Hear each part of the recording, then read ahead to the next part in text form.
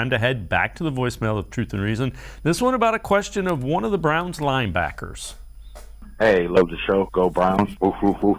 Hey, do you think that Takitaki makes it past this season with the Browns? He's been available pretty much his whole career. Like, he hasn't suffered. Can't really recall if he's really missed too many games due to injury. But do you think he survives after this year and they bring him back? Because, I mean, I like him. He makes some plays when he's in there. So I'm just curious if you think they keep him. Thank you. Go Browns.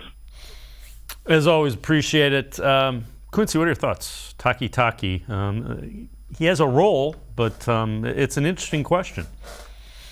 Yeah, it depends on how much money he's going to command. I mean, he's a linebacker, so it's very possible they can get him on a cheap one-year deal and just bring him back next year because he does fill a very specific role for this team. But also, there's a world where, the Browns are at a point to where they're going to let some decent guys go, right? Mm-hmm. Rashard Higgins is somebody who's a perfect example of this, who's a decent player, but you just got to let him go at some point.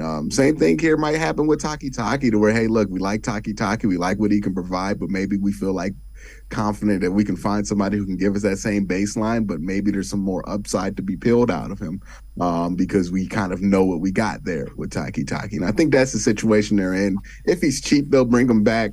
If not, they'll let him go without much friction there.